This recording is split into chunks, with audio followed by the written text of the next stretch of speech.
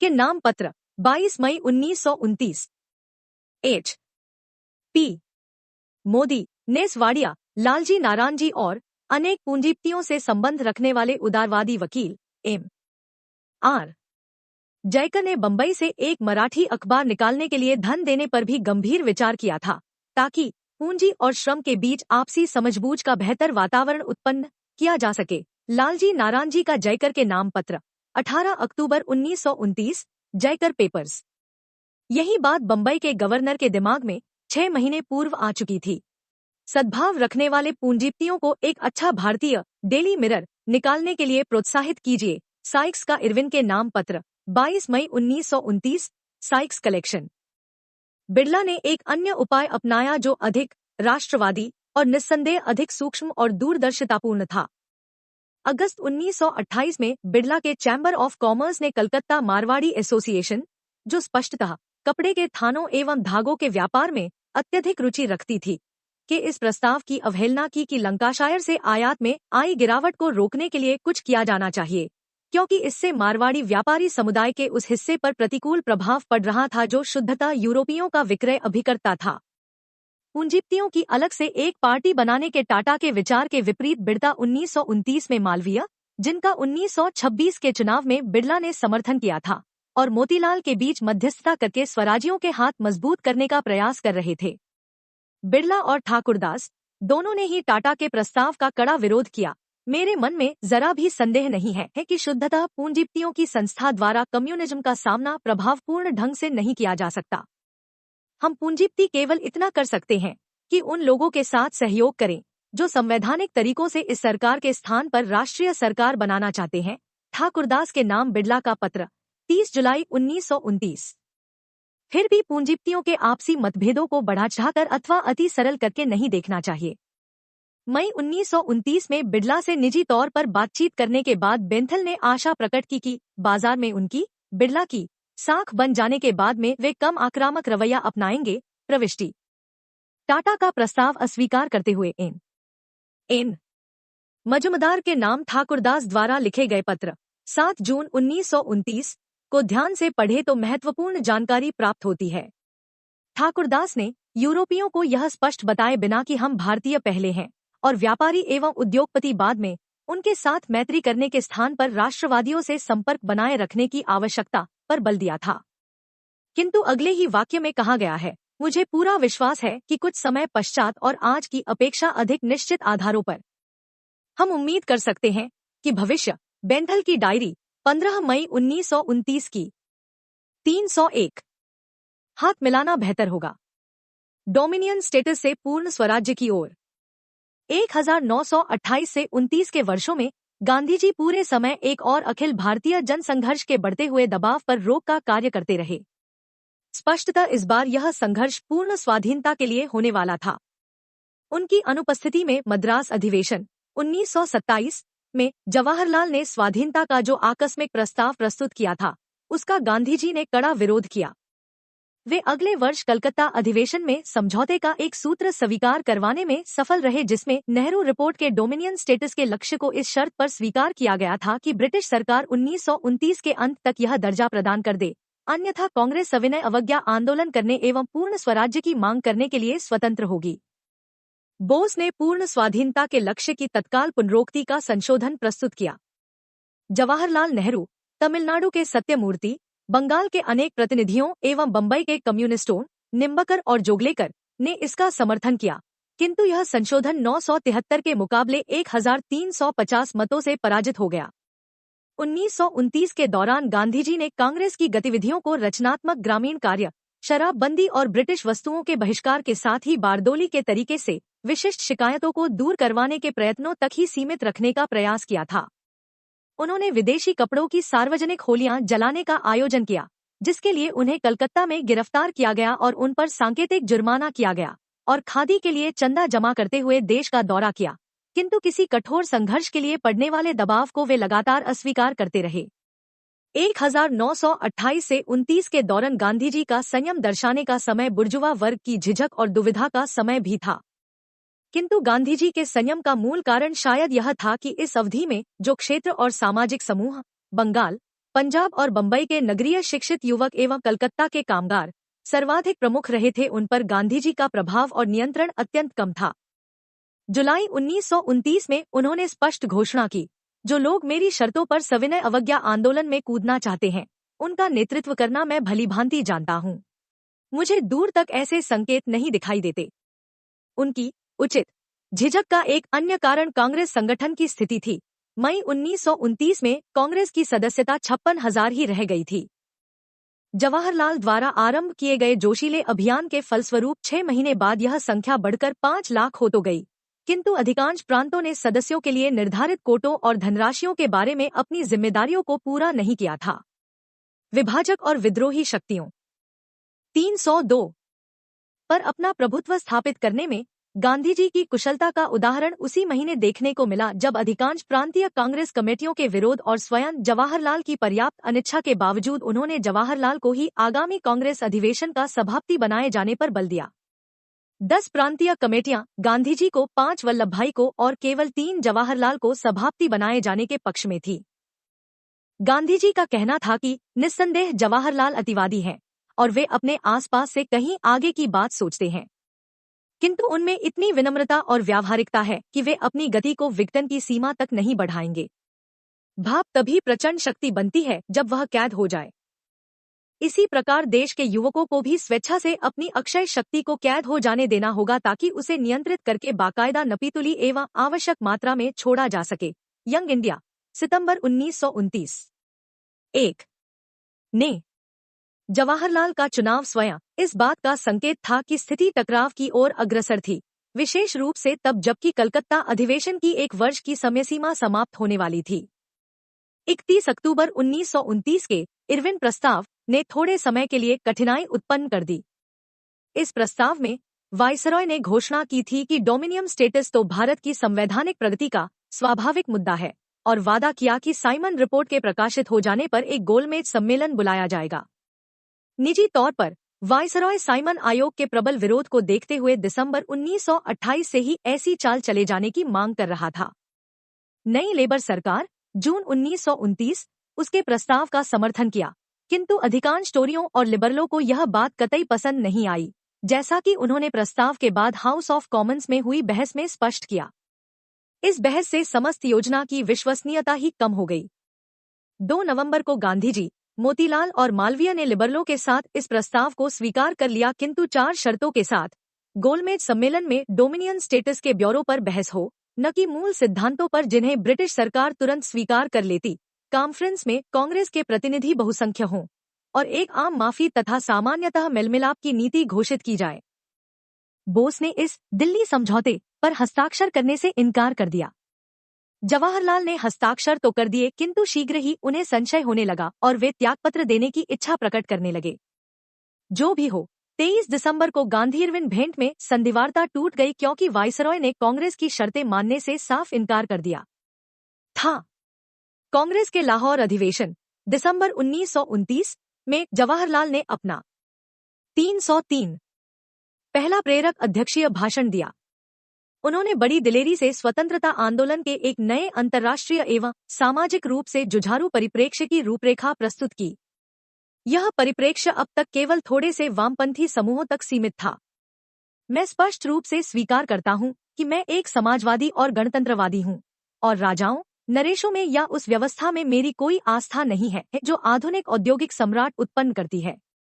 उन्होंने जमींदार किसान संघर्ष और पूंजी श्रम संघर्ष के समाधान के लिए गांधीजी के प्रिय ट्रस्टीशिप सिद्धांत की आलोचना की। अनेक अंग्रेज सचमुच अपने आप को भारत का ट्रस्टी समझते हैं, और फिर भी उन्होंने हमारे देश की क्या स्थिति कर डाली है।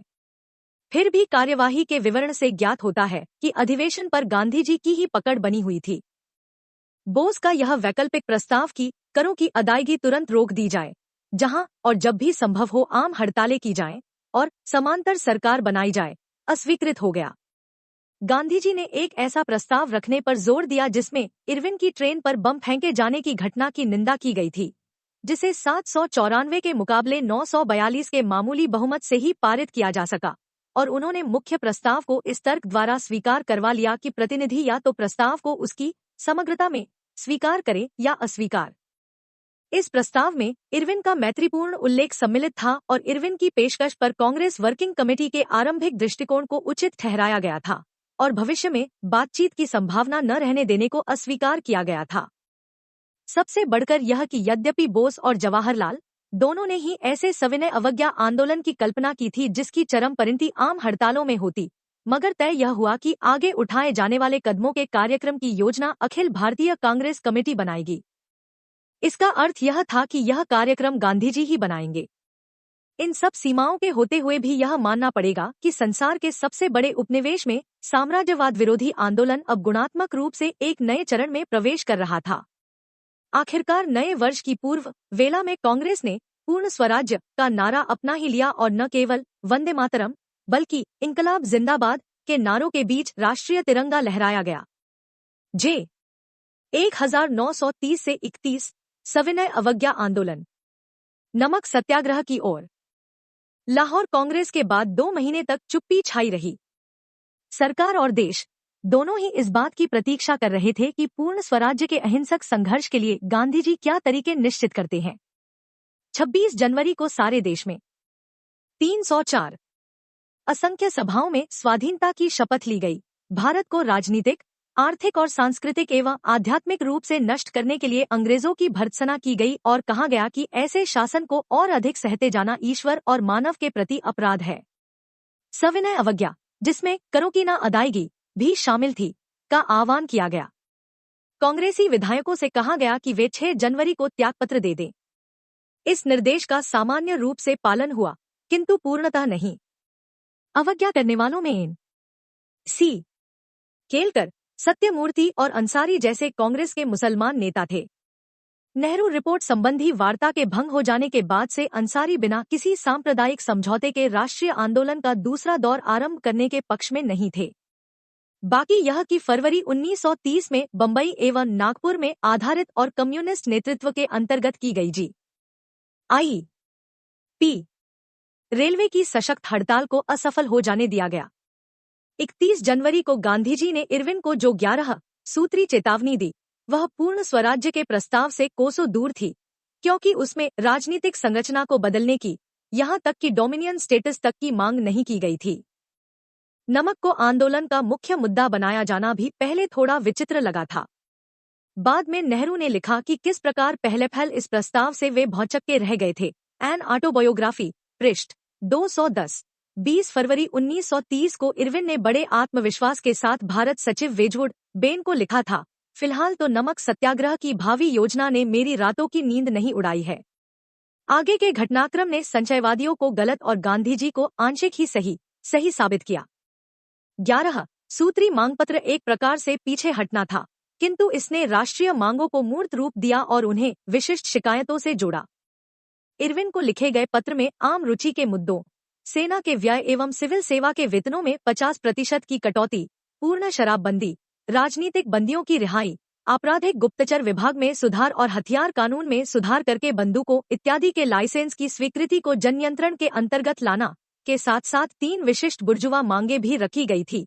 रुपए स्टिलिंग के विनिमय अनुपात को घटाकर 1 शिलिंग 4 पेंस करना, कपड़ा उद्योग को संरक्षण प्रदान करना और तटीय नौवहन को भारतीयों के लिए आरक्षित करना। साथ ही मूल रूप से किसानों से संबंधित 2 मुद्दे भी थे, भूराजस्व में 50% की कटौती और नमक कर की एवं नमक पर सरकारी एकाधिकार की समाप्ति। रोचक और महत्वपूर्ण बात यह है कि 1930 में मर्केंटाइल मेरीन कॉन्फ्रेंस ब्रिटिश नौवहन हितों और वालचंद हीराचंद एवं लालजी नारायणजी के स्टीम नेविगेशन के बीच जारी विवाद को हल करने में असफल रही थी और मार्च 1930 की बॉम्बे मिल ओनर्स एसोसिएशन की 305 वार्षिक रिपोर्ट में कहा गया था कि ब्रिटिश एवं जापानी प्रतिस्पर्धा के विरुद्ध संरक्षण उद्योग के लिए जीवन मरण का प्रश्न बन चुका है।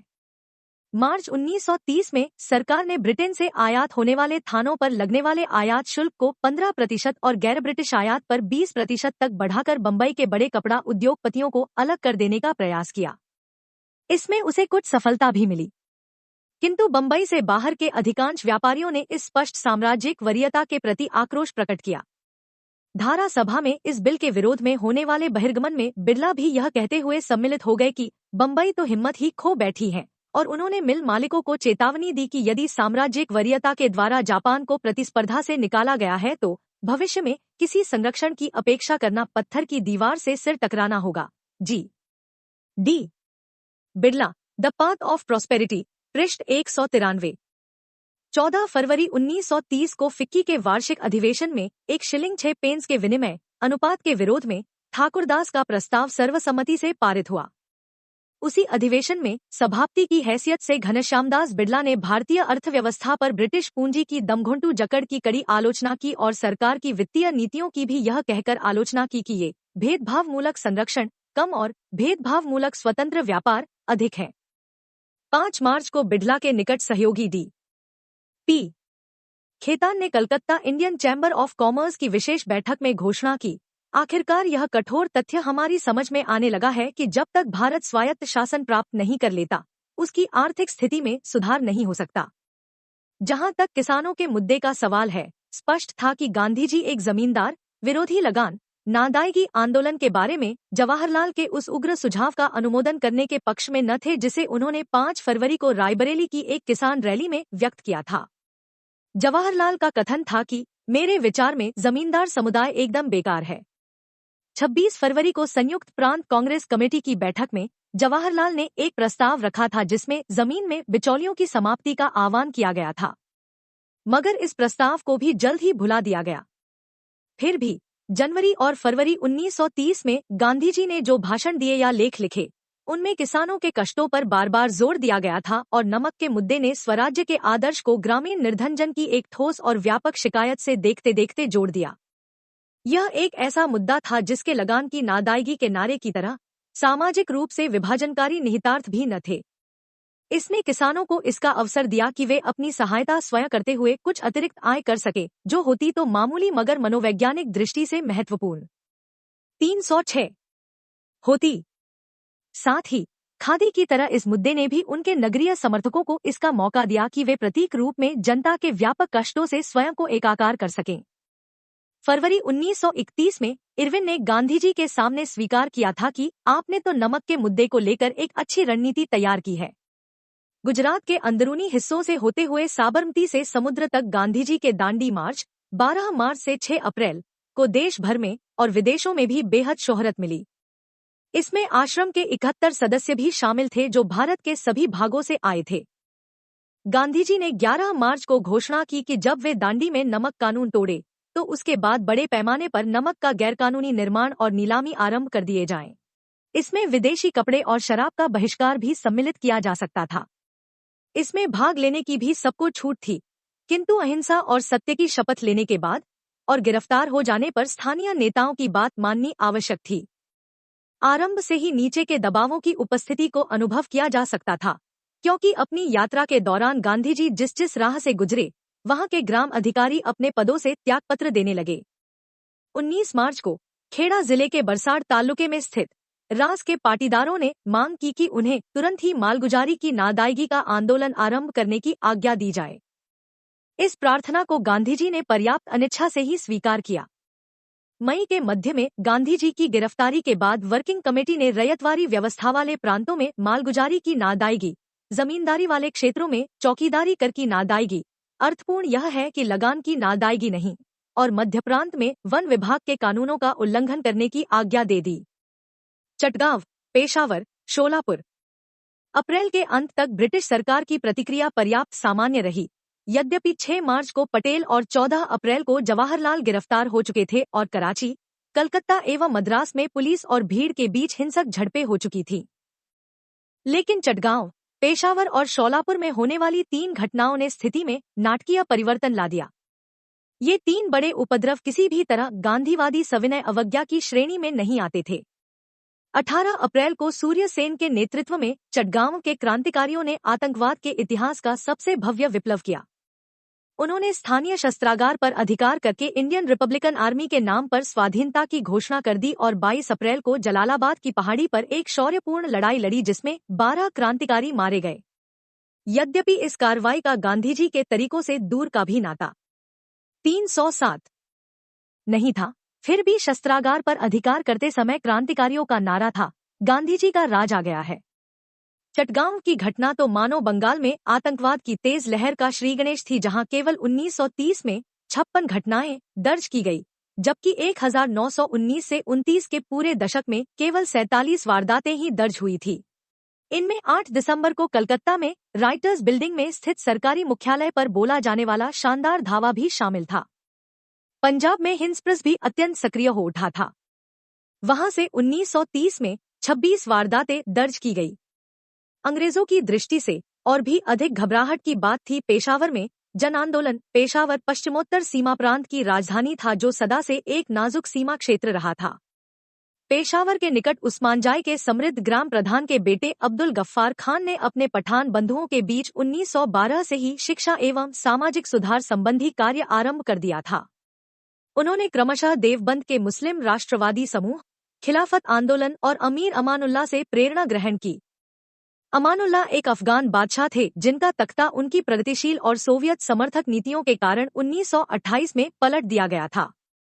1920 के दशक के मध्य में बादशाह खान के नाम से मशहूर होने वाले गफ्फार खान ने मई 1928 में पश्तो भाषा का पहला राजनीतिक मासिक पत्र पख्तून निकाला। अगले वर्ष उन्होंने खुदाई खिदमतगार नाम से एक स्वयंसेवक दल का गठन किया, जो लाल कुर्ते पहनता था, क्योंकि गांवों के दौरों के दौरान ये कम गंदे होते थे। 1929 तक गफ्फार खान गांधी जी के एक श्रद्धालु शिष्य बन चुके थे। अहिंसा के आदर्श के कारण पठानों के पारंपरिक खूनी झगड़ों में कमी आई और दूसरी जगहों पर भी आंतरिक सामाजिक तनावों का बढ़ना कुछ रुक गया। कारण यह था कि छोटे और मंझोले जमींदार, काश्तकार, गरीब किसान और खेत मजदूर सभी खुदाई खिदमतगारों में शामिल थे। गफ्फार खान लाहौर कांग्रेस में पठानों का एक बड़ा दस्ता साथ लेकर शामिल हुए थे। उसके बाद खुदाई खिदमतगारों की संख्या तेजी से बढ़ी और 6 महीनों में ही यह 500 से बढ़कर 50,000 हो गई। 5 मई 1930 की एक सरकारी विज्ञप्ति में यह भी कहा गया था कि पेशावर के आसपास के गांवों में नौजवान भारत सभा की एक स्थानीय शाखा कुछ कम्युनिस्ट गतिविधियां चला रही है। 23 अप्रैल को बादशाह खान और कुछ अन्य नेताओं की गिरफ्तारी के फलस्वरूप पेशावर में भारी जन उभार आया। भीड़ किस्साखानी बाजार में 3 घंटों तक बख्तरबंद गाड़ियों एवं तेज गोलीबारी के आगे डटी रही। सरकारी सूचना के अनुसार इस घटना में 30 लोग मारे गए थे, किंतु गैर सरकारी आकलन के अनुसार 250 से कम लोग नहीं मरे थे। गढ़वाल राइफल्स की एक टुकड़ी के हिंदू सिपाहियों ने मुसलमान भीड़ पर गोली चलाने से इनकार कर दिया। बाद में कोर्ट मार्शल 308(1) को गिरफ्तार कर लिया गया था। यह सब हुआ इसके बावजूद कि 11 सूत्री मांगपत्र में और कांग्रेस की आम नीति में कामगार वर्ग की विशिष्ट शिकायतों की पूर्ण अवहेलना की गई थी और अपनी नई अति वामपंथी नीति के कारण कम्युनिस्ट भी सविनय अवज्ञा आंदोलन से प्रायः अलग ही रहे थे। 1. सविनय अवज्ञा आंदोलन के चरण।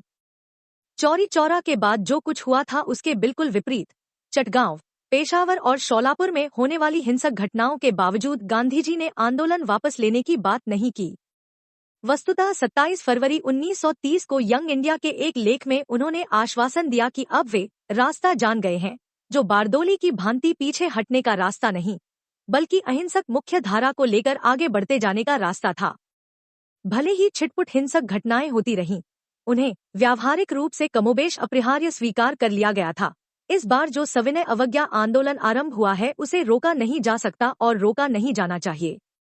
इसमें और अन्य मामलों में 1921 से 22 की अपेक्षा 1930 में एक निश्चित जुझारूपन दिखाई देता है। अब घोषित लक्ष्य था पूर्ण स्वाधीनता, न कि केवल 2 विशिष्ट भूलों का परिमार्जन और साथ में अस्पष्ट सा स्वराज। इसके तरीकों में आरंभ से ही विदेशी शासन के साथ केवल असहयोग की जगह कानून का सायास उल्लंघन भी शामिल रहा था। परिणामस्वरूप जेल जाने वालों की संख्या भी 1921 से 22 की तुलना में कम से कम 3 गुनी अधिक थी। बाद में जवाहरलाल द्वारा किए गए आकलन के अनुसार यह संख्या 92,124 ICG/1931 रही होगी, जिसमें सबसे बड़े जत्थे बंगाल 15,000, बिहार 14,251, संयुक्त प्रांत 12,651, पंजाब 12,000, पश्चिमोत्तर सीमा प्रांत 5,000, बंबई नगर 4,700, दिल्ली 4,500, गुजरात 3,549, तमिलनाडु 2,991, आंध्र 2878 और मध्य प्रांत हिंदुस्तानी 2255 के रहे थे। इस बात पर बल देने की आवश्यकता है कि आंदोलन में भाग लेना 1921 को तुलना में कहीं बड़े खतरे का काम हो गया था, क्योंकि डरी हुई सरकार ने मई के बाद से पूर्णतः शांतिपूर्ण सत्याग्रहियों पर भी नृशंस अत्याचार करने आरंभ कर दिए थे। मई 1930 में बंबई के समुद्र तट पर विदेशी पत्रकार वेब मिलर ने अपनी आंखों के सामने पुलिस को प्रतिरोध कर रहे लोगों को बाकायदा मार मार कर भुड़ता बनाते हुए देखा, और ठाकुरदास ने पुलिस द्वारा स्त्रियों एवं 10-10, 12-12 साल के बच्चों को पीटे जाने की कड़ी शिकायत की। प्राण और शरीर के अतिरिक्त गरीब की थोड़ी बहुत संपत्ति भी दांव पर लग जाती थी, क्योंकि मालगुजारी या चौकीदारी कर की नाअदायगी के जवाब में घर के बर्तन, भांडे, साज सामान, यहाँ तक कि जमीन भी जब्त कर ली जाती थी। इस आंदोलन में स्त्रियों एवं किशोरों का सम्मिलित होना 310। इसकी एक अन्य विशेषता थी। 15 नवंबर 1930 को जो 29,054 गिरफ्तारियां हुई थीं, उनमें 2050 17 वर्ष से भी कम की आयु के किशोर थे और 359 स्त्रियां थीं। असहयोग आंदोलन भारतीय स्त्रियों की मुक्ति की दिशा में एक महत्वपूर्ण कदम था। इस बात को संयुक्त प्रांत की पुलिस के एक अधिकारी ने पुरुषवादी अहंकार से भरी एक टिप्पणी में स्वीकार किया है। भारतीय नारी घरेलू और राष्ट्रीय स्वाधीनता के लिए एक साथ लड़ रही है, और एक नारी की भांति उसकी मांगे और तरीके नितांत अनुचित और अतार्किक हैं, किंतु नारी के रूप में पुरुष पर उसका अत्यधिक प्रभाव है। अनेक राजभक्त अधिकारियों को, जिनमें पुलिस अधिकारी भी सम्मिलित हैं, जितने ताने और गालियां अपनी महिला रिश्तेदारों से मिलती हैं, उतनी कहीं और से नहीं। संयुक्त प्रांत के पुलिस इंस्पेक्टर जनरल डॉड की 3 सितंबर 1930 की टिप्पणी, होम पॉलिटिकल 249/1930। फिर भी यह मानना कि असहयोग आंदोलन की तुलना में अवज्ञा आंदोलन प्रत्येक क्षेत्र में आगे रहा था, अति सरलीकरण होगा। 1919 से 22 के समय की हृदयग्राही हिंदू मुस्लिम एकता 1930 में अतीत की वस्तु बन चुकी थी, क्योंकि इन दो आंदोलनों के बीच न केवल भंग हुई नेहरू रिपोर्ट थी, बल्कि सांप्रदायिक संगठनों एवं भ्रातृघाती संघर्षों से भरा हुआ एक पूरा दशक था। पश्चिमोत्तर सीमा प्रांत एवं दिल्ली जैसी इक्का-दुक्का जगहों को छोड़कर पूरे अवज्ञा आंदोलन के दौरान मुसलमानों की भागीदारी बहुत कम रही थी। दिल्ली में, जैसा कि सितंबर 1930 की सरकारी पाक्षिक रिपोर्ट में स्वीकार किया गया था, कांग्रेस निम्नवर्गीय मुसलमानों के बड़े हिस्से को अपनी ओर करने में पर्याप्त सफल रही थी। होम पॉलिटिकल 18 अक्टूबर 1930। उदाहरण के लिए, संयुक्त प्रांत में, जहां 1921 से 22 में कांग्रेस खिलाफत गठजोड़ बहुत मजबूत रहा था, 1930 और 1933 के बीच इलाहाबाद से गिरफ्तार 679 अवज्ञा आंदोलनकारियों में केवल 9 मुसलमान थे। ज्ञान पांडे, पृष्ठ 112। असहयोग आंदोलन के विपरीत, सविनय अवज्ञा के साथ किसी बड़े श्रमिक आंदोलन का आरंभ नहीं हुआ।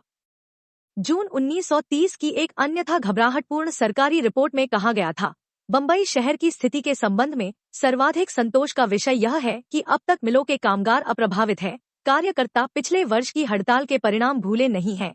Home political 257-51930। एक और अंतर भी स्पष्ट दिखाई देता था विरोध के शुद्धतः बुद्धिजीवी रूपों, जैसे वकीलों का अपनी वकालत छोड़ना और राष्ट्रीय स्कूल एवं कॉलेज स्थापित करने के लिए विद्यार्थियों का सरकारी स्कूल कॉलेजों का बहिष्कार करना में कमी आई थी। लाहौर अधिवेशन में गांधी जी ने स्कूल कॉलेजों के बहिष्कार के प्रस्ताव को अव्यावहारिक कहकर अस्वीकार कर दिया था। मैं नहीं समझता कि आज ऐसा बहिष्कार करने का माहौल है। जुलाई 1930 की बिहार कांग्रेस की रिपोर्ट में स्वीकार किया गया था कि वकीलों और 3112 विद्यार्थियों की ओर से प्रतिक्रिया लगभग शून्य रही है। आई सी फा नन G/80/1930 और बंबई कांग्रेस के साइक्लोस्टाइल पर्चों में हमारे निष्माण विद्यार्थियों की बारंबार भर्त्सना मिलती है। फिर भी श्रमिकों एवं शहरी बुद्धिजीवियों की इस कमी को व्यापारी वर्गों एवं किसानों के बड़े वर्गों के भारी समर्थन ने पूरा कर दिया। सविनय अवज्ञा आंदोलन का सामाजिक इतिहास लिखने वाले को मुख्यतः इन दो मूल सामाजिक वर्गों की भागीदारी के संदर्भ में ही लिखना होगा, जिसमें देशकाल के अनुसार भिन्नताएं पाई जाती थी। संगठनात्मक रूप से भी अब कांग्रेस देश के अधिकांश भागों में 1921 से 22 की तुलना में, जब इसने जनसामान्य का दल होने की दिशा में पहला कदम ही रखा था, कहीं अधिक दृढ़ हो गई थी। इसका, जैसा कि पहले कहा जा चुका है, थोड़ा अंतर विरोधी प्रभाव हुआ। संगठनात्मक अनुशासन और शक्ति ने चुने हुए विशिष्ट मुद्दों पर होने वाले आंदोलनों को कहीं अधिक प्रभावी बनाया, किंतु कभी कभी जनसामान्य के स्फूर्त उत्साह एवं जुझारूपन पर रोक लगाने का कार्य भी किया। पुनः इस बात पर ध्यान दिया जाना चाहिए कि इसमें देश और काल की भिन्नताएं अत्यंत महत्वपूर्ण थी। मध्य प्रांत, महाराष्ट्र, कर्नाटक या मध्य भारत के आदिवासी क्षेत्रों में असहयोग आंदोलन अधिक नहीं पैठ सका था और उनके लिए गांधीवादी विचारों में अब भी नवीनता की महक और अस्पष्टता थी। इन क्षेत्रों में एक स्फूर्त और स्वर्णयुग का सा उत्साह देखा जा सकता था, जो गुजरात, संयुक्त प्रांत, बिहार या तटीय आंध्र जैसे गांधीवाद के सुस्थापित गढ़ों में अब देखने को नहीं मिलता था। फिर भी गिरफ्तारियां देने की मूल गांधीवादी रणनीति का परिणाम यह हुआ कि जमे हुए नेता और कार्यकर्ता शीघ्र ही रंगमंच से हटा दिए गए, जिसके परिणामस्वरूप प्रायः नीचे से छिटपुट किंतु जुझारू आंदोलनों को उभरने का अवसर मिला। यह एक प्रकार की कम कुंठित दूसरी लहर थी, जो 1930 के पश्चात कृषि मूल्यों में बढ़ती हुई गिरावट के संदर्भ में ग्रामीण क्षेत्रों में खास जोर पकड़ रही थी। वस्तुतः सितंबर-अक्टूबर 1930 मोटे तौर पर सविनय अवज्ञा आंदोलन के दो बड़े चरणों के बीच एक विभाजक रेखा माना जा सकता है। पहले चरण में गांधीवादी नेताओं द्वारा चुने गए मुद्दों, नमक, मालगुजारी की नाअदायगी, शराब की दुकानों पर धरना और चौकीदारी कर न देना को लेकर शहरों में बुर्जुआ तत्वों और गांवों में किसानों की नियंत्रित लामबंदी अपनी चरम सीमा पर पहुंची थी। इरविन ने वेजवुड बेन को 24 अप्रैल 1930 को लिखा था। साइक्स, बंबई का गवर्नर, का कहना है कि बंबई के व्यापारिक समुदाय ने गांधी को ऐसा समर्थन दिया है जो उसने 1921 से 22 के असहयोग आंदोलन के अंतिम चरणों तक देना स्वीकार नहीं किया था। ब्रिटिश गुप्तचर विभाग के अनुमान के अनुसार घनश्यामदास बिड़ला ने आंदोलन के लिए 1 लाख से लेकर 5 लाख रुपयों तक का चंदा दिया था और ठाकुरदास के दस्तावेजों 312 में सुरक्षित उनके पत्रों से ज्ञात होता है कि वे सक्रिय रूप से विदेशी कपड़े के थानों का आयात करने वाले कलकत्ता के मारवाड़ियों को इस बात पर राजी करने का प्रयास कर रहे थे कि वे इस आयात के स्थान पर बंबई और अहमदाबाद की कपड़ा मिलों से व्यापार संबंध स्थापित करें। जमनालाल बजाज इस अर्थ में अनोखे पूंजीपति थे कि वे पूर्णकालिक कांग्रेसी आंदोलनकारी थे। वे अनेक वर्षों तक अखिल भारतीय कांग्रेस कमेटी के कोषाध्यक्ष रहे और 1930 में जेल भी गए और वालचंद हीराचंद ने 28 अप्रैल 1930 को फिक्की को लिखे पत्र में व्यापारी बिरादरी से अनुरोध किया था कि वे निष्पक्ष रहने की नीति त्याग दें। यदि भारत सरकार भारतीय व्यापारियों के दृष्टिकोण से पूर्णतः सहमत नहीं होती तो हमें उन लोगों के साथ मिलकर अपना भाग्य आजमाना होगा जो स्वराज के लिए सरकार के विरुद्ध संघर्ष कर रहे हैं। वालचंद हीराचंद पेपर्स फा नाट आए। मई 1930 में फिक्की ने तय किया कि वह तब तक गोलमेज सम्मेलन का बहिष्कार करेगी जब तक कि गांधीजी इससे दूर रहते हैं और जब तक कि वाइसरॉय डोमिनियम स्टेटस के संबंध में कोई निश्चित वादा नहीं करता। 1921 में राजभक्त रहे लालजी नारायणजी और ठाकुरदास अब फिक्की के इस विरोध पत्र पर हस्ताक्षर करने वालों में थे और यद्यपि ठाकुरदास ने सरकारी अधिकारियों से सदैव संपर्क बनाए रखा, मगर उन्होंने भी 12 मई 1930 को इरविन से मांग की कि वित्त, मुद्रा, वित्तीय नीति और रेलों पर पूर्ण भारतीय नियंत्रण हो। ठाकुरदास पेपर्स फा 99/1930। यह सत्य है कि बंबई के मिल मालिकों के साथ कांग्रेस के संबंधों में परेशानियां आती रहीं, जिनका कारण कपड़े की अत्यधिक कीमत, मिल के कपड़े को खादी कहकर बेचना, विदेशी धागों का प्रयोग और कुछ मिल अभिकर्ताओं द्वारा आयातित थानों का व्यापार था। अगस्त 1930 में बंबई की 24 मिलों को गैर स्वदेशी करार दिया गया। यद्यपि अहमदाबाद के अंबालाल साराभाई और कस्तूरभाई लालभाई जैसे मिल मालिकों ने ऐसी समस्याओं को दूर करने में मोतीलाल के साथ सहयोग किया, फिर भी कुल मिलाकर 1921 की भांति उद्योगपतियों की तुलना में व्यापारी और दुकानदार ही राष्ट्रीय आंदोलन के अधिक उत्साही समर्थक थे। बंबई, अमृतसर, दिल्ली और कलकत्ता, जहां मारवाड़ी आयातकों ने 30 अप्रैल को शपथ ली, में व्यापारियों द्वारा विदेशी माल का ठेका न लेने की शपथ लेना आम बात हो गई थी। स्वयंसेवकों, प्रायः महिलाओं, द्वारा शानदार धरने देने की अपेक्षा बहिष्कार का यह रूप कहीं अधिक प्रभावी था। इसमें संदेह नहीं कि विश्वव्यापी मंदी के दौर में गिरती हुई कीमतों से भविष्य के आयात आदेशों को निरस्त करना लाभप्रद होने के साथ ही देशभक्तिपूर्ण भी हो गया था, किंतु बंबई से आई एक के बाद एक 2 सरकारी रिपोर्टें इस बात का प्रमाण हैं कि इसके पीछे दीर्घकालिक एवं विचारधारात्मक आधार भी थे। लंबे समय से बंबई के व्यापारी भारत सरकार द्वारा अपनाई गई वित्तीय एवं आर्थिक नीतियों 313 जे से असंतुष्ट रहे हैं। उनका विचार है कि यदि इससे उन्हें आर्थिक एवं वित्तीय स्वायत्तता मिलती हो जिसकी उन्हें इतनी उत्कट अभिलाषा है, तो उनके लिए इस समय त्याग करना उचित रहेगा। एच जी हेग 13 जून 1930 होम पॉलिटिकल फा 447-51930। एक अत्यंत महत्वपूर्ण बात यह है कि अनेक साधारण, संजीदा और समझदार व्यापारी आंदोलन जारी रखने के लिए बिल्कुल तैयार हैं, भले ही इसमें उनकी बर्बादी निश्चित है। पेट्री 20 अगस्त 1930 होम पॉलिटिकल फा 504/1930 1। इसका समग्र प्रभाव यह हुआ कि ब्रिटिश कपड़े के आयात में पर्याप्त कमी आई। 1929 में जो आयात 260 लाख पाउंड का था, वही 1930 में घटकर 137 लाख पाउंड का रह गया था। मात्रा की दृष्टि से देखें तो 1929 से 30 में जहां 12,480 लाख गज कपड़े का आयात हुआ था, वहीं 1930 से 31 में यह घटकर 5,230 लाख गज रह गया था।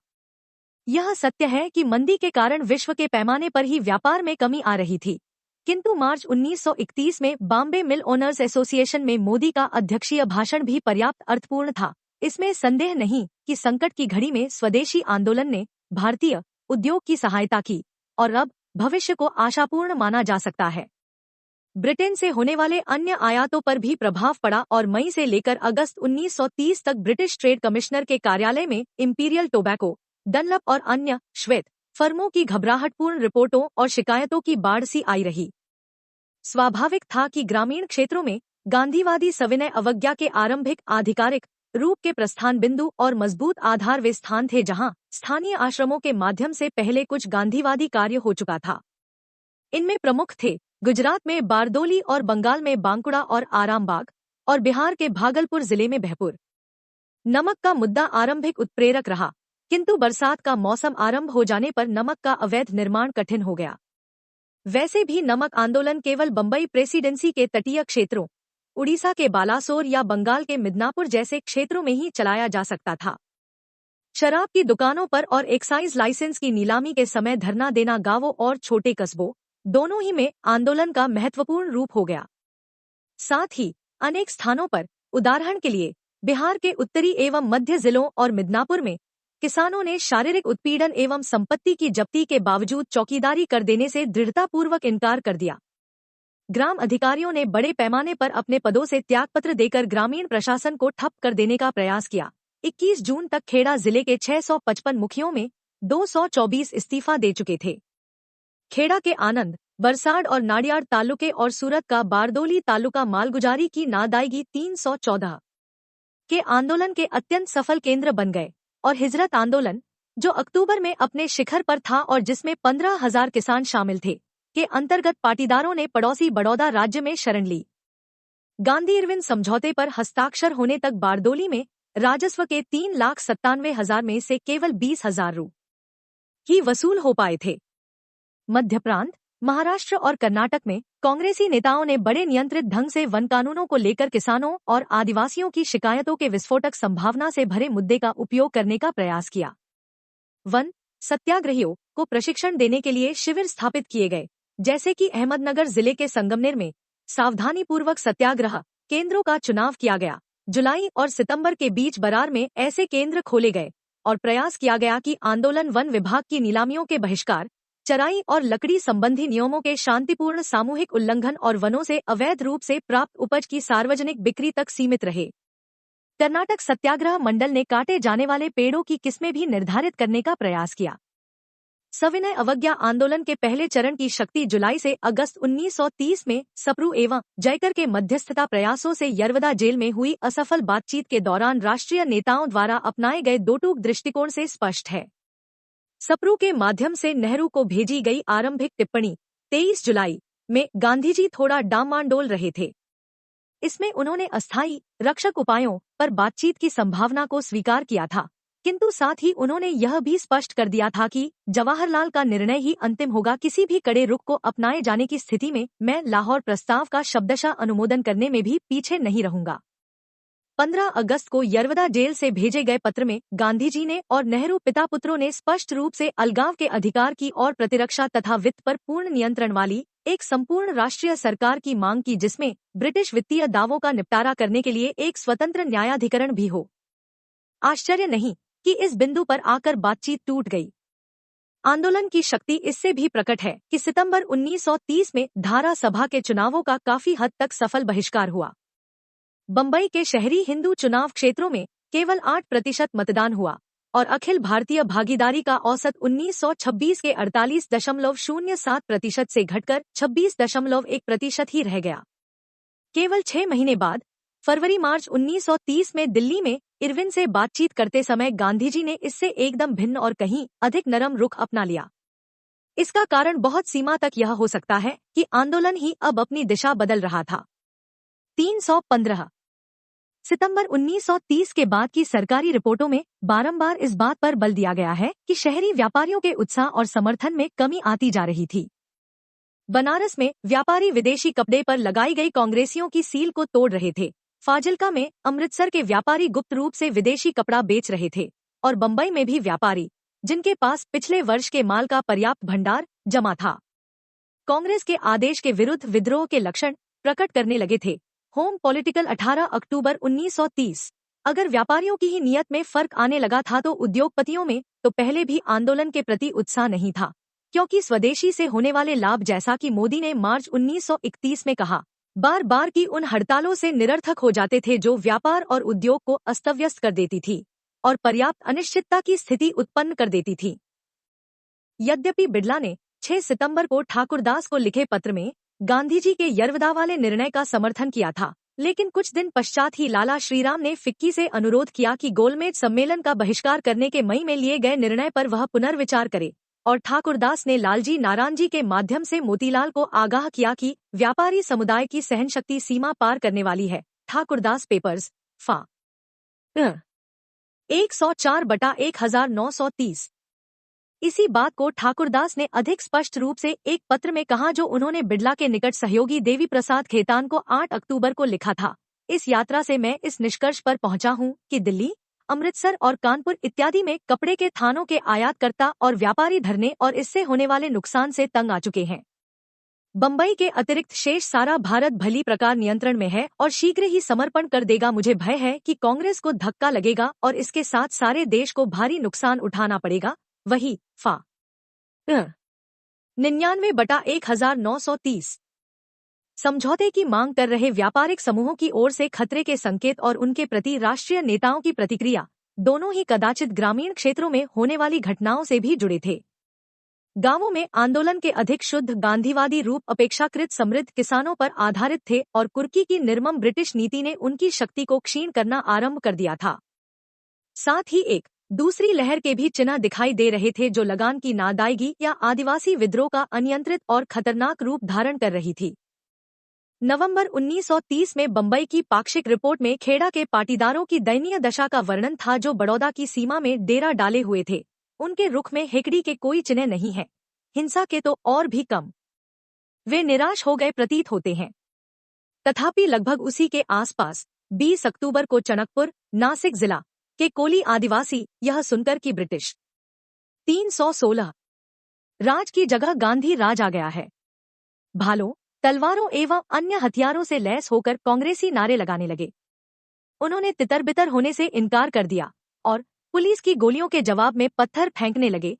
Home political 18/11/18/12/1930।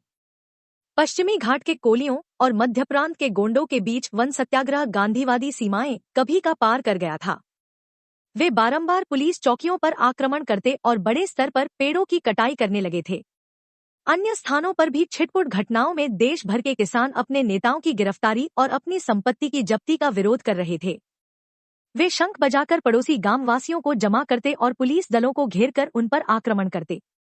कीमतों के गिरने के साथ ही लगान की नाअदायगी के लिए जोर बढ़ता गया और अंततः अक्टूबर 1930 में संयुक्त प्रांत की कांग्रेस को अनिच्छापूर्वक इसकी अनुमति देनी ही पड़ी। आंचलिक अध्ययन। अब तक हम एक अखिल भारतीय आंदोलन के रूप में सविनय अवज्ञा की विवेचना कर रहे थे, जैसा कि असहयोग आंदोलन के संदर्भ में हमने किया था। सविनय अवज्ञा के भी आंचलिक रूपों का संक्षिप्त अध्ययन आवश्यक है ताकि उन अंतर्विरोधी बातों एवं आंतरिक तनावों को समझा जा सके जिनके परिणामस्वरूप गांधी-इरविन समझौता हुआ। 1930 में पूरे वर्ष भर बंबई महानगर सविनय अवज्ञा आंदोलन का मुख्य गढ़ बना रहा। 13 जून को होम मेंबर H.G. हेग ने अत्यंत घबराहट में रिपोर्ट दी कि गांधी टोपियों से सड़कें भरी पड़ी हैं।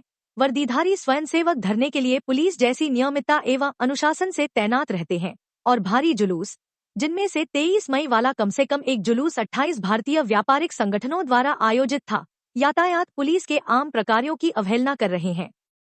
यह सत्य है कि मुसलमान अधिकांशतः इससे अलग रहे और 1929 की हड़ताल की विफलता, आर्थिक मंदी के कारण गिरती हुई कीमतों एवं बेरोजगारी के कारण भय और कम्युनिस्टों की अतिवामपंथी नीतियों के कारण अधिकांश कामगार भी इससे दूर ही रहे।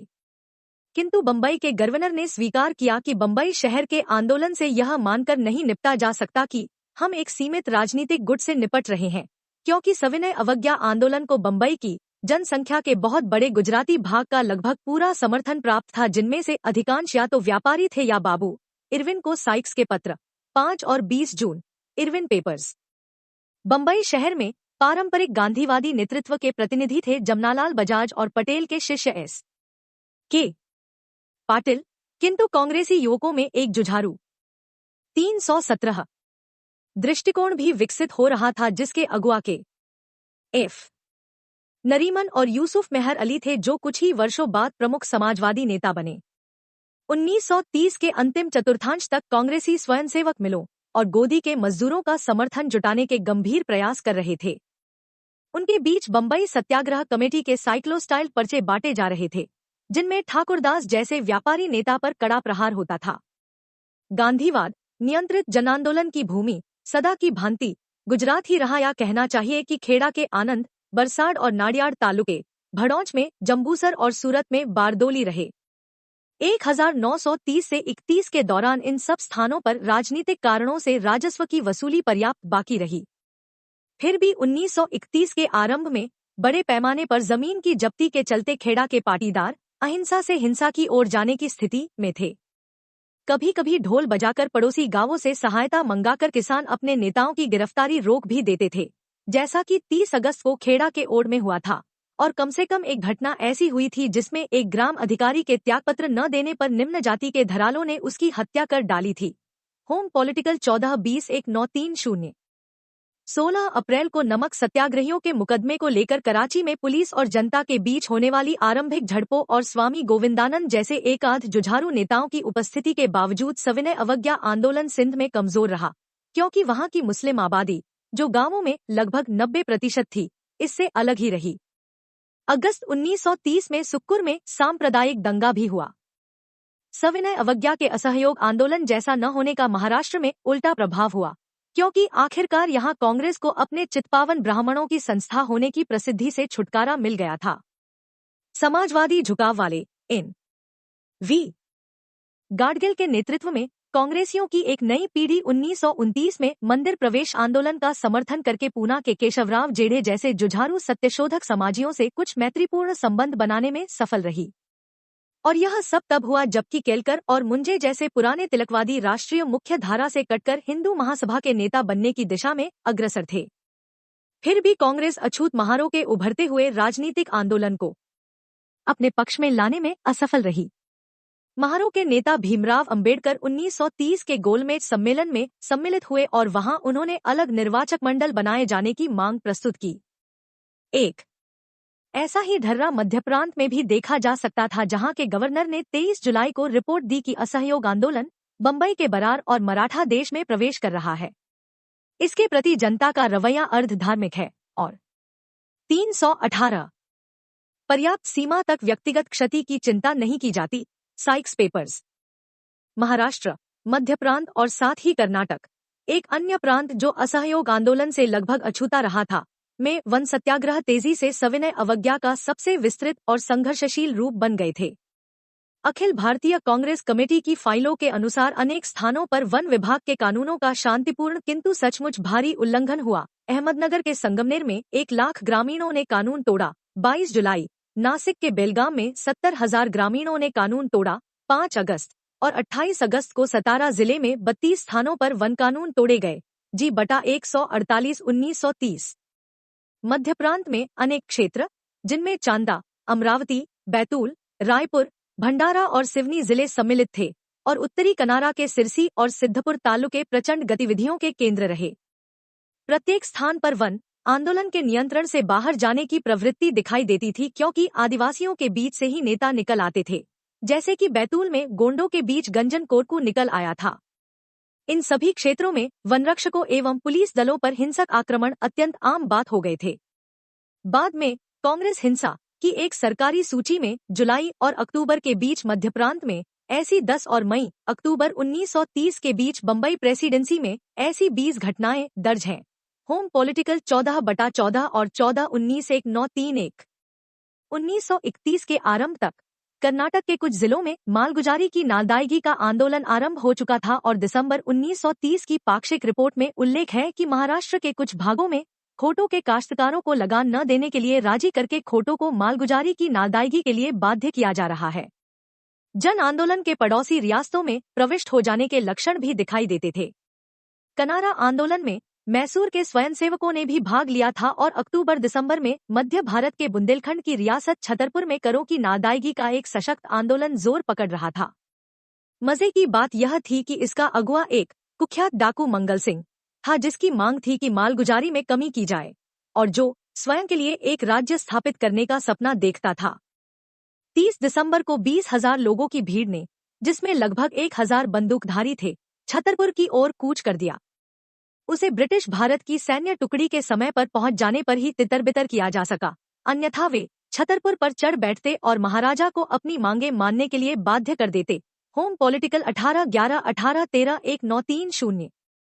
तमिलनाडु में सविनय अवज्ञा आंदोलन के आरंभ हो जाने से गांधीवादी अपरिवर्तनवादी नेता सी राजगोपालाचारी, जिन्होंने 1925 में सलेम जिले के तिरुचेंगोड आश्रम में अपना मुख्यालय बना रखा था, को अवसर मिला कि 319 वे मार्च 1930 में शहरी आधार वाले अपने स्वराजी प्रतिस्पर्धियों सत्यमूर्ति और श्रीनिवास आयंगर को प्रांतीय कांग्रेस के नेतृत्व से बाहर खदेड़ सकें।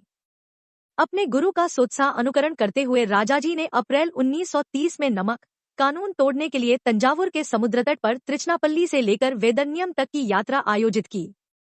इसके बाद बड़े स्तर पर विदेशी कपड़े की दुकानों पर धरनों का सिलसिला आरंभ हुआ और 1921 की भांति तमिलनाडु के आंतरिक जिलों कोयम्बटूर, मदुरै और विरुधनगर, जहां नाडार जातिसभा की राजभक्त जस्टिस पार्टी से नाता तोड़कर कामराज ने अपना राजनीतिक जीवन आरंभ किया था, आदि में शराब विरोधी आंदोलन ने पर्याप्त जोर पकड़ लिया। राजाजी ने भरसक प्रयास किया कि सविनय अवज्ञा आंदोलन पूर्णतः अहिंसक और नियंत्रित रहे और इसी कारण अपनी समुद्र तक की यात्रा के दौरान उन्होंने जानबूझकर उन क्षेत्रों से किनारा कर लिया जहां निम्न जाति के गरीब किसान मजदूर कल्लार रहते थे। किंतु अन्य स्थानों की भांति तमिलनाडु में भी सविनय अवज्ञा जनता के हिंसक उपद्रवों और पुलिस के हिंसक दमन पर ही फला फूला। आर्नल्ड, कांग्रेस एंड दी राज, पृष्ठ 265। इनका आरंभ हुआ मद्रास के समुद्र तट पर बड़े स्तर पर होने वाली झड़पों 27 अप्रैल से, जिन्हें भड़काने में नमक सत्याग्रहियों के विरुद्ध पुलिस कार्रवाई और चुलाई मिल की हड़ताल तोड़ने के सरकारी प्रयासों दोनों का ही पर्याप्त योगदान था। जुलाई में उत्तरी अरकाट में गुडियट्टम के बेरोजगार जुलाहों ने शराब की दुकानों एवं पुलिस चौकियों पर आक्रमण कर दिया। गिरती हुई कीमतों से परेशान किसानों ने अगस्त में मदुरै के बोदिन्यकनूर में दंगा किया। मदुरै शहर में मंदी और असंतोष के बीच के संबंध को स्पष्ट देखा जा सकता था। यहाँ आंदोलन को सौराष्ट्र बिरादरी के व्यापारियों और जुलाहों का समर्थन मिला। इन सब बातों की व्याख्या नगर निगम पर कब्जा करने के प्रयत्नों के संदर्भ में करने का बेकर का प्रयास, पॉलिटिक्स ऑफ साउथ इंडिया, पृष्ठ 179, विशेष रूप से एकांगी प्रतीत होता है। मलाबार में नमक सत्याग्रह का आयोजन करने वाले थे केलप्पन। केलप्पन एक नायर कांग्रेसी नेता थे और 1920 के मध्य दशक में वैकम के मंदिर सत्याग्रह के सिलसिले में उनका संपर्क निम्न जाति के इजवा लोगों से हुआ था। बाद में केरल में कम्युनिस्ट आंदोलन के जन्मदाता बनने वाले पी कृष्ण पिल्लई का राजनीतिक जीवन 11 नवंबर 1930 को कालीकट के समुद्र तट पर पुलिस की लाठियों के सामने राष्ट्रीय ध्वज की शौर्यपूर्वक रक्षा करते हुए आरंभ हुआ। संगठन की दृष्टि से मद्रास प्रेसिडेंसी में कांग्रेस का सबसे दृढ़ आधार तटीय आंध्र में था, जहां अपरिवर्तनवादियों और स्वराजियों के बीच दरार उतनी गहरी नहीं थी जितनी कि तमिलनाडु में। यहां, जैसा कि हम देख चुके हैं, मालगुजारी की वृद्धि के विरुद्ध 1927 से आंदोलन हो रहा था। पूर्वी और पश्चिमी गोदावरी, कृष्णा और गुंटूर में नमक सत्याग्रह आयोजित किए गए। 320 व्यापारियों ने प्रसन्नतापूर्वक कांग्रेस के कोष में चंदा दिया और कम्मा और राजू नामक वर्चस्व प्राप्त जातियों के काश्तकारों ने सरकार के दमनकारी कदमों को चुनौती दी। इनमें पश्चिमी गोदावरी क्षेत्र की 1420 एकड़ धरती का सिंचाई शुल्क रोक देना भी शामिल था। स्टोडर्ट, कांग्रेस एंड दी राज, पृष्ठ 121। फिर भी प्रभावी संगठन के बावजूद या इसी के कारण 1921 से 22 जैसे स्फूर्त उत्साह का तटीय आंध्र में अभाव ही रहा। सरकार को मालगुजारी की नाअदायगी का आंदोलन आरंभ होने का भय था, मगर यह नेल्लूर के एक गांव को छोड़कर निराधार ही सिद्ध हुआ। आगे चलकर आंध्र में वर्गीय मुद्दों को लेकर एक अत्यंत सशक्त किसान आंदोलन विकसित होने वाला था, किंतु यहाँ अर्थपूर्ण यह है कि यह 1931 में और फिर 1934 के बाद भी हुआ, जब सविनय अवज्ञा आंदोलन को या तो स्थगित कर दिया गया या वह समाप्त हो गया। आदिवासी क्षेत्र में 22 जनवरी 1931 को विशाखापट्टनम एजेंसी में कल्याण सिंहपुर में एक पुलिस दल पर आक्रमण की अकेली घटना हुई, किंतु कांग्रेस ने यहां वन सत्याग्रह आरंभ करने का कोई प्रयास नहीं किया, जबकि यह क्षेत्र 1921 में इसका आरंभिक आधार रह चुका था। 1930 में सविनय अवज्ञा के दौरान आंध्र में कुल 2878 लोगों को सजाएं हुई और तमिलनाडु में कुल 2991 लोगों को। ये दोनों संख्याएं मिलकर 90,000 से अधिक की अखिल भारतीय संख्या के 6% से भी कम थी। उड़ीसा में, जहां गोपबंधु चौधरी के नेतृत्व में 1920 के दशक से ही सशक्त गांधीवादी नेतृत्व रहा था, बालासोर, कटक और पुरी जिलों के तटीय क्षेत्रों में नमक सत्याग्रह अत्यंत सफल आंदोलन सिद्ध हुआ। अप्रैल 1930 में कहा गया कि विशेष रूप से बालासोर में स्थानीय लोगों का खासा बड़ा वर्ग स्पष्ट रूप से सहानुभूति रखता है, जिसका कुछ कारण निस्संदेह उड़ीसा के नमक निर्माण के पुराने उद्योग पर प्रतिबंध लगाना है। Home political 252-11-930। आंध्र की भांति असम में भी सविनय अवज्ञा आंदोलन 1921 से 22 जैसी चरम ऊंचाई पर नहीं पहुंच सका, जिसके पीछे विभाजक मुद्दों की एक श्रृंखला पूरी हो चुकी थी। असमियों और बंगालियों, हिंदुओं और मुसलमानों के बीच बढ़ता संघर्ष और घनी आबादी वाले पूर्वी बंगाल से मुसलमान किसानों के असम में आने के कारण बढ़ते हुए तनाव। कांग्रेस के सुस्थापित नेताओं में तरुणराम फूकन सविनय अवज्ञा के विरुद्ध थे और एन.सी. बारदोलोई इसके प्रति उदासीन थे। मई में राजनीति में भाग लेने पर प्रतिबंध लगाने वाले कनिंघम सर्कुलर के विरोध में विद्यार्थियों ने पर्याप्त सफल हड़ताल की। सरकारी विद्यालयों के 186 विद्यार्थियों में से 3117 ने विद्यालय छोड़ दिए। सिलहट आंदोलन का मुख्य केंद्र बन गया और 1930 से 31 के दौरान होने वाली 2373 गिरफ्तारियों में 892 व्यक्ति इसी एक जिले के थे। आरक्षित वनों में पर्याप्त मात्रा में चोरी होती थी, जिसके कारण जनवरी 1931 में उत्तरी कामरूप में 321 असम राइफल्स को रूट मार्च करना पड़ा। दिसंबर में रिपोर्ट मिली कि श्रीमती चंद्रप्रभा उस क्षेत्र के सैक्यानी आदिम कछारी आदिवासियों को वन कानून तोड़ने के लिए प्रोत्साहित कर रही थी, किंतु असम कांग्रेस ने औपचारिक रूप से वन सत्याग्रह हाथ में लेने से इनकार कर दिया। इस बार बागान के श्रमिकों के साथ किसी भी प्रकार का संपर्क नहीं था। आंध्र की ही भांति यहाँ भी रैयत सभाएं लगभग 1931 से ही महत्वपूर्ण हुई। बंगाल कांग्रेस खास तौर पर गुटबंदियों में फंसी हुई थी। सुभाष बोस और जे.एम. सेनगुप्ता ने सविनय अवज्ञा आंदोलन चलाने के लिए प्रतिस्पर्धी संगठन स्थापित कर लिए और 1930 के आंदोलन के चरम पर भी वे अपनी काफी शक्ति कलकत्ता नगर निगम के लिए चुनाव प्रचार में नष्ट कर रहे थे।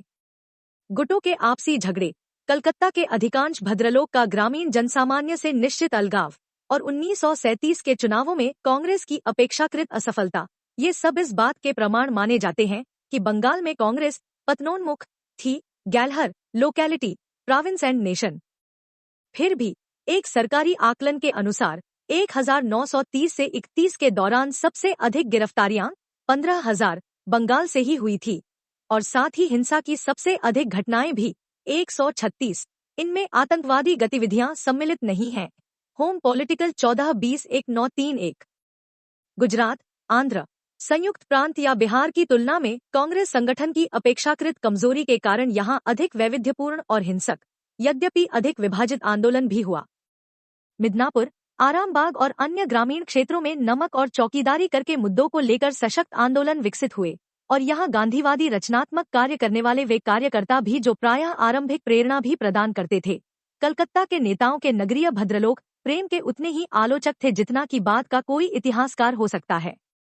जिन क्षेत्रों में पहले से स्थापित गांधीवादी केंद्र नहीं थे, वहां उदाहरण के लिए पूर्णतः अहिंसक रहे पड़ोसी आरामबाग के विपरीत मिदनापुर के घाटाल उपसंभाग में और अन्य स्थानों पर भी अग्रणी नेताओं के गिरफ्तार हो जाने पर किसानों के झुंड प्रायः पुलिस के साथ हिंसक मुठभेड़ों का रूप धारण कर लेते थे।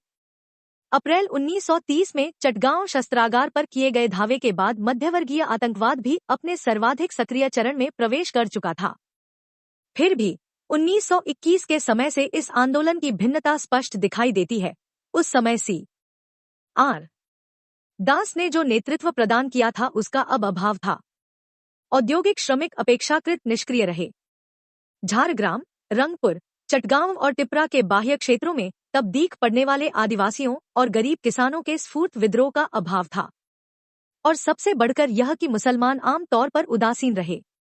आरंभ में जो थोड़ी मुस्लिम भागीदारी थी भी उसे मई में ढाका शहर और जुलाई 1930 में किशोरगंज के गांवों में होने वाले 322 दंगों ने समाप्त कर दिया। हाल के शोध दर्शाते हैं कि दोनों स्थानों पर संप्रदायवाद सामाजिक तनावों की ही विकृत अभिव्यक्ति था। यदि राष्ट्रीय नेतृत्व अधिक जुझारू रहा होता तो इन्हीं तनावों को साम्राज्यवाद विरोधी आंदोलन की दिशा में मोड़ सकता था। इन दंगों में हिंदू साहूकारों के घर, दुकानें और गोदाम हिंसा के मुख्य शिकार रहे और दंगाइयों की रुचि गोकुशी या मस्जिद के आगे बाजे बजाए जाने के मुद्दों से अधिक ऋणपत्रों को छीन लेने में थी। किशोरगंज में एक मुसलमान ताल्लुकेदार के घर पर हुए आक्रमण से उपद्रव आरंभ हुआ था और मजदूर किसान पार्टी की एक शाखा द्वारा वर्गीय आधार पर आरंभ किया गया आंदोलन कम्युनिस्टों के गिरफ्तार हो जाने के बाद संप्रदायवादी मुल्लों के हाथ में आ गया। इस प्रकार स्वदेशी के दिनों में स्थापित धर्रे की ही पुनरावृत्ति हो रही थी। बंगाल में राष्ट्रवादियों की मूल कमजोरी यह रही थी कि वे स्पष्ट रूप से कोई भी जमींदार या साहूकार विरोधी कार्यक्रम देने में असफल रहे थे, और वह भी तब जबकि गिरती हुई कीमतों के कारण ग्रामीण क्षेत्रों में तनाव बढ़ रहा था। ग्रामीण गांधीवादियों में शहरी भद्रलोक की ओर कोई झुकाव तो नहीं था, किंतु 1930 से 31 में वे भी लगान की नाअदायगी का आह्वान करने से कतरा गए और जोतदार एवं बंटाईदार के संबंध भी सिद्धांत या व्यवहार में कांग्रेस की सीमा के बाहर ही रहे।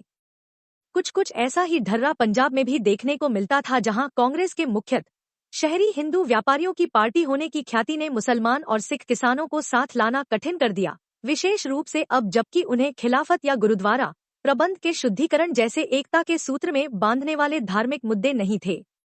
यूनियनिस्ट गुट पक्का राजभक्त था, जबकि अकाली डाम मांडोल तारा सिंह कांग्रेस का समर्थन कर रहे थे तो खड़क सिंह अलग ही रहे। पंजाब को लेकर अंग्रेजों में अब भी काफी घबराहट थी, क्योंकि इसका संबंध सेना से था। यह ऐसे सीमा प्रांत के निकट था जहां खुदाई खिदमतगार एक गंभीर समस्या खड़ी किए हुए थे। फिर यहाँ नौजवान भारत सभा तथा कीर्ति किसान पार्टी जैसे छोटे समूह भी अस्तित्व में थे जो आतंकवाद और मार्क्सवाद की सीमा रेखा पर सक्रिय थे। आरंभ में व्यापारी वर्ग के समर्थन ने बहिष्कार को अत्यंत सफल बनाया था और अमृतसर के मुख्य व्यापार केंद्र में विदेशी कपड़े की बिक्री 25 लाख रुपए से घटकर जुलाई में केवल 2 लाख रुपए ही रह गई थी। किंतु सितंबर की एक पाक्षिक रिपोर्ट में कपड़ा व्यापारियों की बढ़ती हुई बेचैनी का उल्लेख था, जिनमें से कई दिवालिया होने की कगार पर खड़े थे। होम पॉलिटिकल 18 अक्टूबर 1930। इसके ठीक विपरीत यह महत्वपूर्ण तथ्य है कि 7 अक्टूबर को भगत सिंह को मृत्युदंड की सजा सुनाई गई तो शहरी युवाओं के जुझारूपन में तेजी आई, जबकि 18 अक्टूबर को पंजाब का गवर्नर कृषि उत्पादों की गिरती हुई कीमतों पर चिंता 323 व्यक्त कर रहा था। खुराफाती लोग पहले ही जमींदारों और किसानों के साथ गड़बड़ी फैलाने में लगे हैं और भूखरों की नाअदायगी के लिए लोगों को भड़का रहे हैं। Irwin collection. यद्यपि अक्टूबर में स्थापित अकाली नेतृत्व वाली पंजाब जमींदार सभा ने पर्याप्त नरमवादी रहकर अंग्रेज सरकार को सुखद आश्चर्य में डाल दिया, वहीं रियासती प्रजामंडल ने एक साथ ही सविनय अवज्ञा को समर्थन भी दिया और फुल्कियान रियासतों में पटियाला के महाराजा के विरुद्ध सिख किसानों में प्रचार कार्य भी किया। कदाचित इससे अधिक रोचक है वे अनेक विद्रोह जो न्यूनाधिक रूप से स्वतःस्फूर्त थे। अप्रैल में हिसार जिले में किसानों ने लगान देने से इनकार कर दिया और बलपूर्वक जमींदारों की फसलें छीन ली। कांगड़ा में सितंबर में वन विभाग के चराई संबंधी नियमों का उल्लंघन किया गया और दिसंबर में रोहतक में सामाजिक डकैतियों का विस्तृत सिलसिला चला, जिनमें जाट अन्य निम्न जातियों की सहायता से साहूकारों और अनाज के व्यापारियों पर आक्रमण करते थे, उनकी संपत्ति लूटते और उनके बहीखाते जला देते थे। इसमें संदेह नहीं कि ग्रामीण जाटों की सहानुभूति इन डिक्टेरपिनों के साथ है। इसमें दोनों पक्ष हिंदू न रहे होते तो इसके बारे में अखबारों से बहुत कुछ ज्ञात होता। इरविन को गवर्नर मॉन्टमोरेंसी का पत्र 7 दिसंबर 1930। 66। बिहार में सविनय अवज्ञा आंदोलन की शक्तियों और सीमाओं का स्पष्ट निरूपण प्रदेश कांग्रेस कमेटी की 21 जुलाई 1930 की रिपोर्ट में मिलता है। वकीलों और विद्यार्थियों की ओर से लगभग कोई प्रतिक्रिया नहीं हुई। आंदोलन लगभग पूर्ण रूपेण गांवों में और ग्रामीण लोगों के हाथ में था और नवनियुक्त प्रादेशिक डिक्टेटर दीपनारायण सिंह को एक बड़े जमींदार एवं पुराने राष्ट्रवादी की हैसियत से वर्किंग कमेटी की सदस्यता दिए जाने की सिफारिश की गई थी। आई सी जी बटा 80 बटा 1930। अधिकांश बड़े जमींदार राष्ट्रभक्त ही रहे, किंतु छोटे जमींदारों, जिनकी संख्या बिहार में विशेष रूप से अधिक थी, और समृद्ध किसानों के बीच कांग्रेस ने गांधीवादी रचनात्मक कार्य के माध्यम से एक सशक्त और सुगठित आधार बना लिया था। संगठन की शक्ति इस बात से ज्ञात होती है कि उसी रिपोर्ट में प्रदेश कांग्रेस कमेटी ने दावा किया था कि हमने अपनी डाक सेवा स्थापित कर ली है। संभव है कि संगठनात्मक शक्ति ने आरंभ में स्फूर्त विद्रोहों को दबाया हो, क्योंकि गवर्नर स्टीवेंसन ने जुलाई में रिपोर्ट दी कि असहयोग आंदोलन के दिनों की तुलना में स्थिति काफी अच्छी है और यह कि बम्बई और मध्य प्रांत में दिखाई देने वाला अर्ध धार्मिक उन्माद यहाँ नहीं है। साइक्स पेपर्स में सम्मिलित गवर्नरों की शिमला कांग्रेस की रिपोर्ट। किंतु अधिकारियों को अपनी राय शीघ्र ही बदलनी पड़ी, क्योंकि प्रभावहीन नमक सत्याग्रह, जिसके लिए भौतिक परिस्थितियां स्पष्ट अनुपयुक्त थीं, से हटकर चौकीदारी कर की नादायगी के एक अत्यंत सशक्त आंदोलन पर ध्यान दिया जाने लगा था। नवंबर तक लगभग 11,324